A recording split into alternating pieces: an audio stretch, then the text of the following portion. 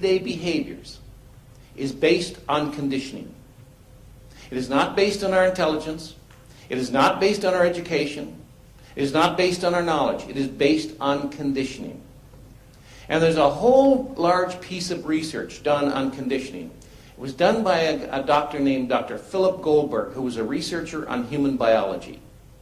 And many years ago, he wanted to know, do humans in the corporate jungle react, respond, and behave in similar ways to animals in the real jungle when subjected to a similar kind of stimuli? That's kind of an interesting way of looking at it, isn't it?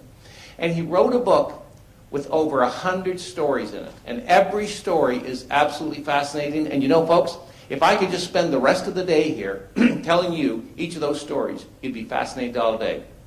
But let me just tell you about one of them.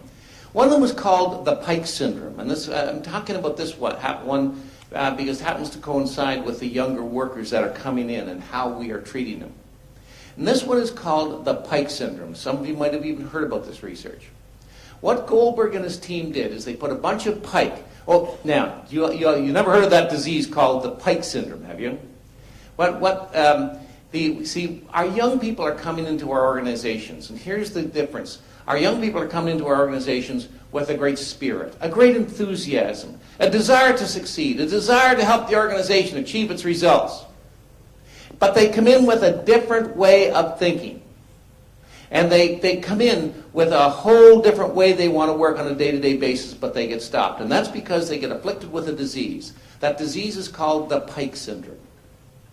Now, you never heard of that disease, but you know what a pike is. It's a fish, a big, mean, ugly fish that eats other fish.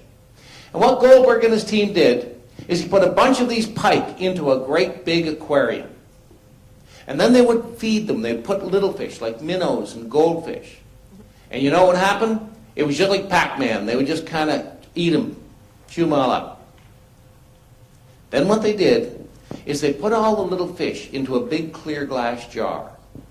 Then they lowered the glass jar into the aquarium.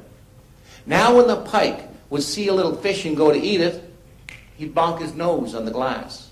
He'd swim around a little bit more, see another little fish, go to eat it, bonk his nose on the glass. Swim around a little bit more, see another little fish, go to eat, bonk. You got the idea. After about 6 hours, what do you think the pike did? This is the interactive part. You can talk now. What do you think the pike did?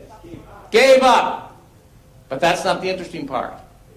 Then what they did is they took the glass jar out of the aquarium and then dumped all the little fish now back in to swim among the pike.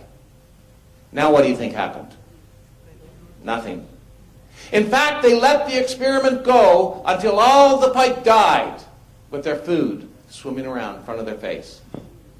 And that's what happens to many young people into our organizations today. You see, these young people, as I said, they come in with this great spirit, a great enthusiasm, a desire to achieve, but they come in with different ideas and they say, I got an idea. Bonk. Yeah, but we could try it a little bit. Bonk. Well, instead of making all these phone calls, if we put it as an app on a night, bonk.